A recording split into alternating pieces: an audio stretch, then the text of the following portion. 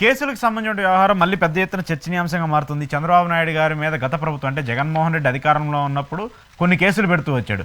Skill development case కావచ్చు, Amaravati inner ring road case కావచ్చు, fibre net కావచ్చు, లిక్కర్ కేసు కావచ్చు, ఇలా ఆయన మీద 6 డజన్ కేసులు ఉంటూ వచ్చాయి. అయితే ఆ కేసులన్నీ కూడా ఇప్పుడు నీరుగార్చే ప్రయత్నం చేస్తుందంటూ కూడా వైసీపీ ఆరోపిస్తుంది. ఇప్పటికే 2-3 కేసులు skill development case, fibre net కేసులో ఎలాంటి ఆధారాలు లేవు, వీటిని క్యాన్సిల్ చేయండి అని చెప్పేసి కోర్టులో కూడా సిఐడి అధికారులు అఫిడవిట్ దాఖలు చేస్తున్నారు. అది గతంలో అదే అధికారులు సిఐడి అధికారులు ఏమో అవినీతి జరిగిందని చెప్పేసి చంద్రబాబు నాయుడు గారిని అరెస్ట్ చేశారు. అప్పుడేమో ఒకలా, మరి ఇప్పుడేమో అసలు దీంట్లో అవినీతి జరగలేదని చెప్పేసి మరి అధికారులు చెప్తున్నారు. ఎందుకు ఇలా జరుగుతుంటే అంటే అధికారం ఉంటే కేసులు కూడా మాఫీ చేయించుకోని చెప్పేసి రుజువు అవుతుందా?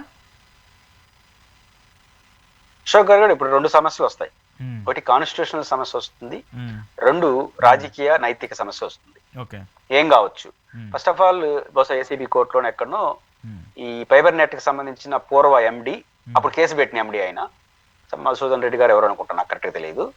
ఆయన ప్లస్ ప్రజెంట్ ఎండి గారు కలిసి కేసులో తగిన ఆధారాలు లేవు కాబట్టి విత్డ్రా చేసుకుంటున్నామని కోర్టుకి చెప్పినట్టు, కోర్టు కూడా ఇన్ ప్రిన్సిపల్ యాక్సెప్ట్ చేసిందన్న ప్రచారం నడుస్తుంది. నిజాలు కోర్టు ఆదేశాలు వచ్చిన తర్వాత చూద్దాం. ఆ అంచనా ప్రకారం 2 రకాల సమస్యలు, నా అంచనా ప్రకారం 2 సమస్యలు వస్తాయి.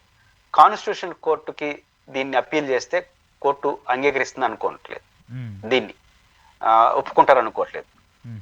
2 ఏ విచారణ చేశారు మీరు? ఏ విచారణ చేయకుండానే అప్పుడు ఎందుకు కేసు పెట్టారు? 2 ప్రశ్నలు వస్తాయి.